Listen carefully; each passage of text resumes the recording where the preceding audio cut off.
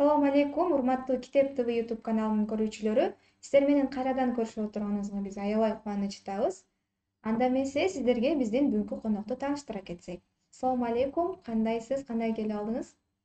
Алейкум ассалам. Шүгүр жакшыбыз. Өзүңөр кандайсыңар? Жакшы, рахмат. Биздин көрүүчүлөргө биринчи өзүңүздү тааныштырып кетсеңиз. Менин атым Айгерим. Кыргыз мамлекеттик медициналык академиясынын 3-курсунун студентимин. Жакшы. Айгерим эже, биздин көрүүчүлөргө кандай китепти даярдап келдиңиз? Бүгүн кайсы китеп жөнүндө маек курабыз? Бүгүн буюрса силер менен Нуржигит Кадырбеков агайыбыздын Азиянын Арстан аттуу китеби менен сүйлөшмөкчүбүз. Ошол китеп жөнүндө айтып бергим келип атат. Жакшы. Эң сонун китеп деп угуп жүрөбүз. Бул китеп негизи кандай стилде жазылган? Роман, повесть кандай? Бул китепти так ушундай деп айта албайбыз. Себеби анын ичинде агайдын кыска аңгемелери бар. Андан сырткары агайдын күндөлүгүндөгү мындай жанагы кыска жазуулары дагы келген. Мындайча айтканда эркин стилдеги китеп. Эркин стилдеги китеп. Жакшы. Биз Нуржигит агайдын китептерин окуп жүрөбүз. Мисалы үчүн Япон кереметин сыры, Бир гана сенсиң.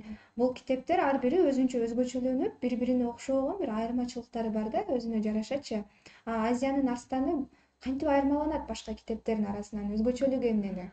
Бул китептин өзгөчөлүгү деп негизи ошол буга чейинки агайдын 3 китеби бар эмеспи? Ошол 3 китептин ар биринин ичиндеги идеяларды бири-биринен камтыганы го деп ойлойм да. Ошол эле Япон кереметинин сыры, ошол эле Азиян Бир гана сенсиң, ошол эле Эсине кайткан Роза китебиндеги ар бир окуялардын дейли, ар бир агайдын бизге болгон насааттарын дейли, ошолордун уландысы, жыйынтыгы же болбосо ошол эле насааттарды коштогон дагы жаңы насааттар. Мындайча айтканда ошол 3 китептин Жыйындысы. жыйынтыгысы деп айта алат. Жакшы.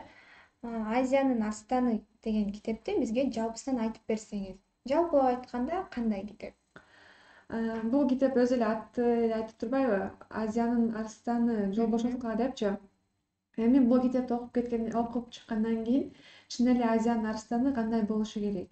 Биз Азиянын арстаны боло алабызбы? Биз Азиянын арстаны болсок, кантип, кандай жолдор менен болобуз?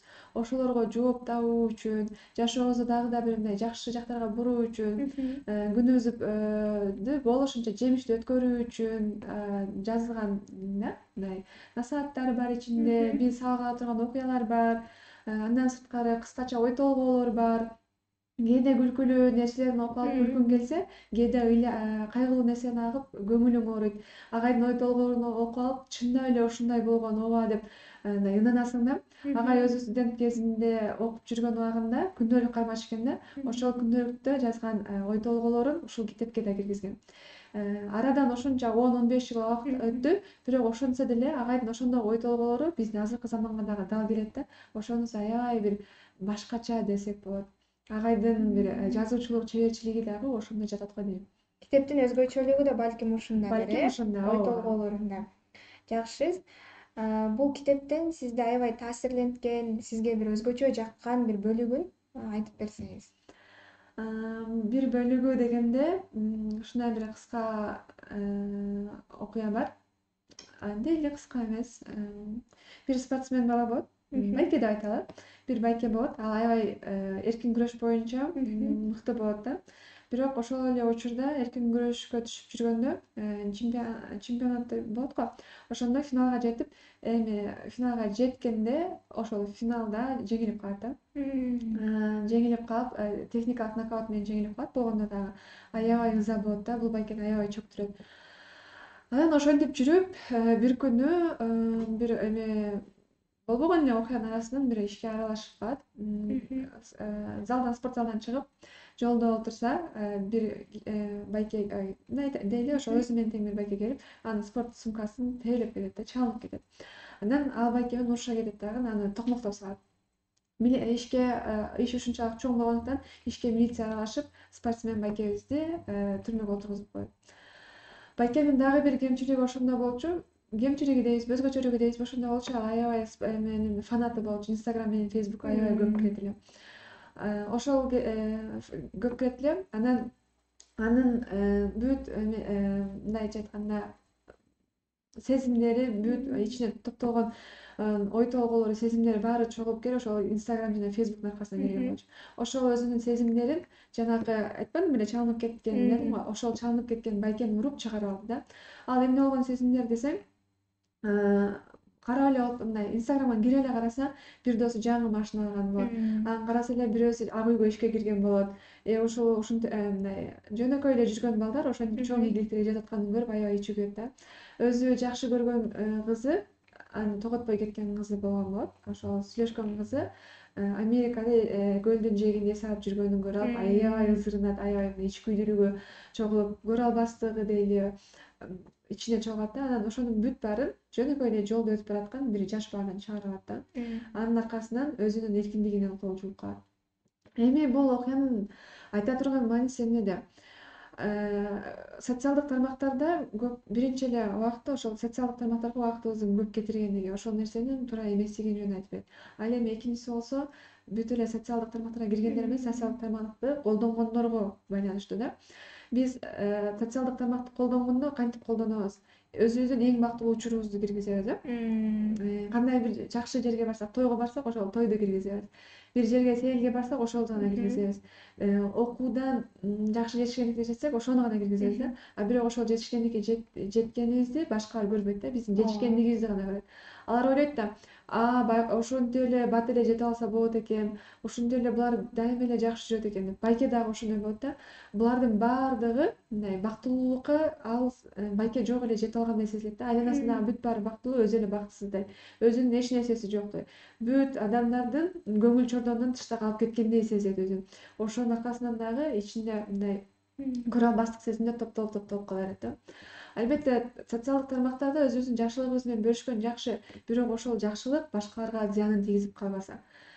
Бул жакшылык эле го дешибиз мүмкүн, бирок ошол жакшылыкка жетпей жүргөн инсандар дагы бар. Алардын көңүлүн оорутуп коебуз. Балким ошол биз жеп жаткан жөнөкөй тамактардан бирөөлөрдүн арзуусу десек болот да, ошол нерсеге жетпейт. Ошол нерсени киргизүү аркылуу биз ал адамдардын ичкүйдүүлүгүн козгоосуна, жаман сезимдерге кабылышына себепчи болуп калат. Ошол нерсени аябай ачык, жалпак тил менен түшүндүрүп берген. Ошол окуя аябай жаккан мага. Бул окуя мени да аябай таасирлентти. Чындыгында биз социалдык тармактарды туура эмес колдонуп алган учурларыбыз көп эле болот. Менин кийинки суроом ушундай болсун. Бул китепти башында айтып кеттиңиз, күндү кантип баштоо керек, ушул сыяктуучу. Ошол окуган нерселериңизди сиз жашоодо колдонуп көрдүңүзбү же азыркы учурда колдонуп жатасызбы практика жүзүндө? Ооба десем болот. 100% да айта албайм, бирок 60%ын өзүмө алдым деп айтсам болот да. Ошол эле айтып кеткендей, социалдык тармактары. Ошол окуяны окугандан кийин чындап мен ойлонуп калдым. Анан Instagram, WhatsApp, Facebook сыяктуу нерселерге жеке жашоомду чыгарууну азайттым. Бул биринчиси, экинчиси, агайдын ушундай бир эмеси бар. Күндүн кандай өтүүсү күндүн башталышынан көз каранды дейт да. Чын эле карап көрсөң ошондой да. Эрте туруп мындай жакшы маана менен баштасам, кечке чейин күнүм ошондой болот, берекелүү болот.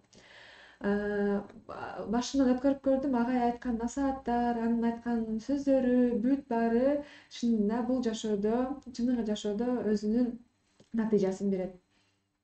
Жакшы.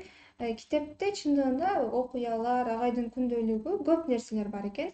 Ошондо бул китепти сиз кимдерге сунуштамаксыз? Окуучуларга или чоңдорго?